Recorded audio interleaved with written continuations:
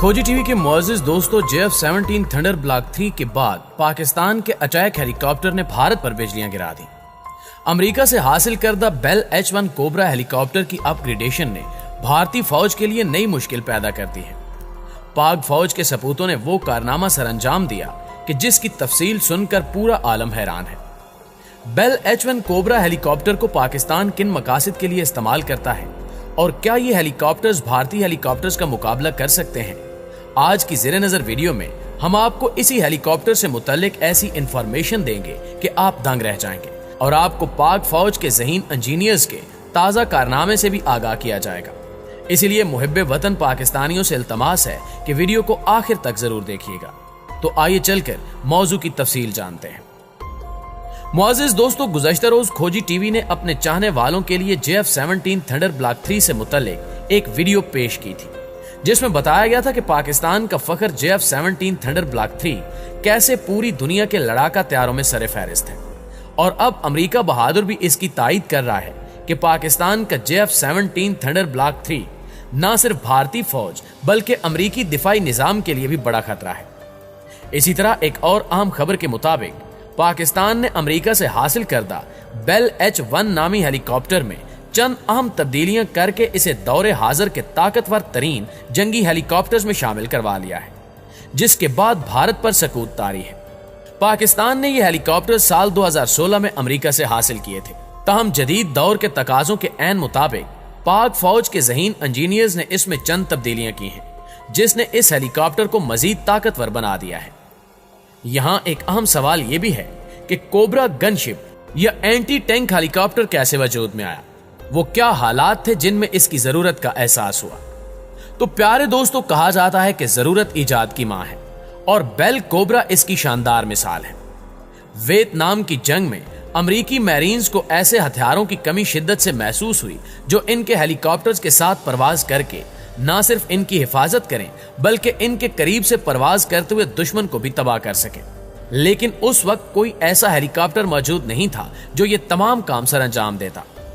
बाद अज़ां जंग में आजमूदा सिपाहियों और अफसरों ने तसव्वुर पेश किया कि क्यों ना एक नया हेलीकॉप्टर तख्लीक किया जाए जो जंग में अफवाज की करीब से मदद कर सके और इस दौरान परवाज करते हुए तोपखाने का किरदार भी निभाए। इब्तिदा में अमेरिका के एक पुराने हेलीकॉप्टर जिसका नाम UH-1 था, उसमें तरमीम करके एक नया हेलीकॉप्टर वजूद में लाया गया जिसको मॉडल 209AH-1 कोबरा का नाम दिया गया। इस खतरनाक हेलीकॉप्टर से दुश्मन के टैंकों, तोपखानों और दीगर ठिकानों को निशाना बनाना बहुत आसान हो गया था। बेल कोबरा ने पहली परवाज 7 सितंबर 1965 को एडवर्ड एयर बेस से भरी। कामयाब परवाज के बाद कोबरा की बाकायदा पैदावार शुरू की गई। साथ ही साथ मॉडल्स में तब्दीलियों का सिलसिला भी चल पड़ा।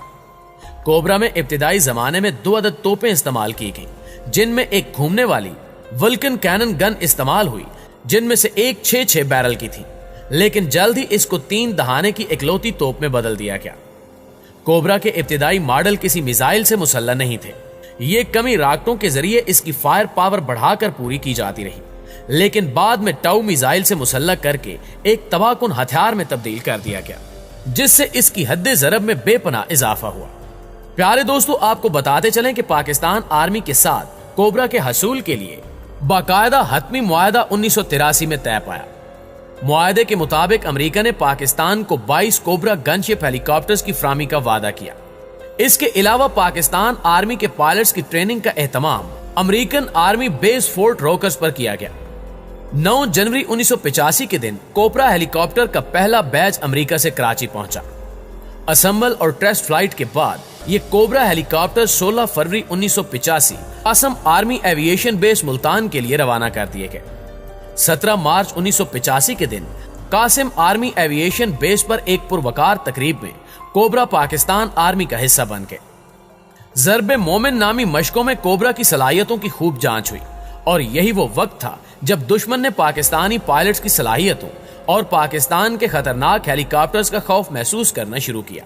इसी खौफ से भारत ने रूस से गनशिप हेलीकॉप्टर की फरमाइश कर दी। बावजूद इसके कि अफगानिस्तान में रूसी साख्ता मिल Mi-24 जवाल पजीर था, मगर भारत ने Mi-25 जो कि Mi-24 का एक्सपोर्ट वेरिएंट है, उसे रूस से हासिल किया। पाकिस्तान में मौजूद कोबरा हेलीकॉप्टर का बुनियादी हथियार 3 नाल वाली तोप है। इसके अलावा एंटी टैंक रॉकेट और टाउ टैंक शिकन मिसाइल काबिल जिक्र हैं। 28 फरवरी 2002 को पाकिस्तान ने पहली बार कोबरा गनशिप हेलीकॉप्टर को रात में इस्तेमाल करते हुए ठीक ठीक निशाना लेने का मुजाहिरा किया। दुनिया भर के कई महाजों पर इंतहाई कामयाबी से इस्तेमाल होने वाला कोबरा नामी हेलीकॉप्टर बिलाशुबा एक लाजवाब हथियार साबित हुआ। यूरोप में कोसोवो की लड़ाई, या एशिया में अरब इसराइल तनाजा, या इराक और अफगानिस्तान में अमेरिकी मदाखलत की बात हो तो कोबरा हर मैदान में कामयाब रहा। कोबरा जंगी हेलीकॉप्टर्स आज अमेरिकी अफवाज के अलावा इसराइल, पाकिस्तान, जापान, ईरान, उर्दन और सऊदी अरब की अफवाज में शामिल हैं। वियतनाम की जंग के बाद अमेरिकी इत्तेहादियों ने कोबरा को अपनी जमीनी अफवाज के लिए मुंतखब किया। इसराइल ने लबनान के खिलाफ कोबरा को पहली बार इस्तेमाल किया। ईरान इराक जंग में कोबरा ने कई बार इराक के टैंकों को मुश्किल में डाला। इसराइली फिजाइया के कोबरा गनशिप हेलीकॉप्टर ने सन 1982 में टाउ मिसाइलों से दर्जनों शामी टैंकों और दीगर बख्तर दस्तों को तबाह किया, जिससे इसकी जंगी सलाहियतों का बखूबी इल्म होता है। प्यारे साथियों, पाकिस्तान भी एक अरसे से इन हेलीकॉप्टर्स का इस्तेमाल कर रहा है और हाल ही में यह खबर सामने आई है कि पाकिस्तानी इंजीनियर्स ने अमेरिका से हासिल करदा बेल H-1 कोबरा हेलीकॉप्टर में जदीद तरीन टेक्नोलॉजी का इस्तेमाल करते हुए ऐसी तब्दीलियां की हैं कि इसकी ताकत में कई गुना तक इजाफा हो चुका है। पाकिस्तानी ज़हीन सपूतों ने इसमें मिसाइल ट्रैकिंग सिस्टम भी नस्ब किया है, जिससे यह दुनिया के बेहतरीन हेलीकॉप्टर्स में शुमार हो चुका है। जबकि इस हेलीकॉप्टर की ईंधन कैपेसिटी को बढ़ाया गया है ताकि यह देर तक परवाज करने की सलाहियत हासिल कर ले। यही वजह है कि इन तब्दीलियों की वजह से पाकिस्तान के पास मौजूद बेल H-1 कोबरा हेलीकॉप्टर अमेरिकी कोबरा हेलीकॉप्टर से भी ज्यादा ताकतवर हो चुका है, जिस पर भारत में कोहराम बरपा है और भारतीय फौज पाकिस्तान के इन हेलीकॉप्टर्स को अपने लिए बड़ा खतरा तस्वुर कर रही है। दिफाई माहिरीन के मुताबिक वियतनाम की जंग में इस्तेमाल होने वाले कोबरा और आज के नए कोबरा बज़ाहिर एक से लगते हैं, लेकिन इनमें कई एक फर्क पाए जाते हैं। वियतनाम की जंग में जो मॉडल अमेरिकी फौज और मैरीन्स ने इस्तेमाल किए वो AHIG मॉडल है। अगले मॉडल में कुछ बुनियादी तब्दीलियां की गई। इसके बाद इसके एवानिक्स में काबिल जिक्र तब्दीलियां की गई। इसको टाउ एंटी टैंक मिसाइल से मुसल्ला किया जा सकता है। सी कोबरा 2 इंजन के हामिल समुद्री असरात से महफूज रहने और सब मैरीन्स के लिए डिजाइन किया गया है। हाल ही में पाकिस्तान ने कोबरा AH-1Z वाइपर के हसूल का मुआहदा किया है। यह हेलीकॉप्टर सी कोबरा की जदीद तरीन शक्ल है। दोस्तों, यूएस मैरीन कोर ने ही सी कोबरा का तस्वुर पेश किया। मैरीन्स का ख्याल था कि समंदर से जमीन पर या समंदर से समंदर या दरियाई इलाकों में कार्रवाई के लिए एक ऐसा कोबरा हेलीकॉप्टर दरकार है जो 2 इंजनों की मदद से ज्यादा तेज और बेहतर परवाज कर सके और साथ साथ समुद्री असरात से भी महफूज हो। सी कोबरा 2 इंजन के हामिल समुद्री असरात से महफूज तर मैरीन्स और सेल्स के लिए डिजाइन किया गया और यही हेलीकॉप्टर 1968 में मैरीन कोर का हिस्सा बन गया और ऐसे में 5C कोबरा वियतनाम रवाना कर दिए गए। सोवियत रूसी गनशिप हेलीकॉप्टरों के खतरे से निपटने के लिए इसको 2 अदद 9mm साइड वंडर से भी मुसल्ला किया गया। इसकी मदद से शिप स्कॉट मिशन और समंदर से साहिली मिशन सरंजाम दिए जा सकते हैं। अगर दुनिया के गनशिप हेलीकॉप्टर्स पर एक नजर डाली जाए तो कोबरा AH-1Z वाइपर इस वक्त ज्यादा से ज्यादा रफ्तार का हामिल हेलीकॉप्टर है। इसके बाद अपाची का नंबर आता है। अपाची जो खुद एक शानदार शाहकार हेलीकॉप्टर है, लेकिन वाइपर रफ्तार में इससे भी ज्यादा बेहतर है। दिलचस्प बात यह है कि कोबरा AH-1 वाइपर और अपाची गन में जनरल इलेक्ट्रिक का मशहूर जमाना GET 700 इंजन ही इस्तेमाल हो रहा है, जो इन हेलीकॉप्टर्स के अलावा सी स्पिरिट, ब्लैक हॉक और सी हॉक हेलीकॉप्टर्स में भी इस्तेमाल किया जाता है। लेकिन कोबरा की रफ्तार की बढ़तरी इसका टेक ऑफ वेट कम होना है। पाकिस्तान की जानिब से बेल H-1 कोबरा हेलीकॉप्टर कई कामयाब जंगी कार्रवाइयों में इस्तेमाल किया जा चुका है और पाकिस्तानी पायलट्स इस हेलीकॉप्टर की रग रग से वाकिफ हैं।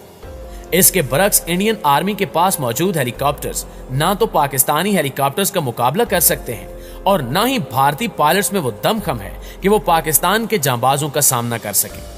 यही वजह है कि बेल H-1 हेलीकॉप्टर में की जाने वाली तब्दीलियां भारत के लिए नई मुसीबतें पैदा कर रही हैं और भारतीय फौज का मोराल गिर चुका है। जी तो प्यारे दोस्तों, ये थी हमारी आज की वीडियो कैसी लगी कमेंट करके हमें भी जरूर बताइएगा।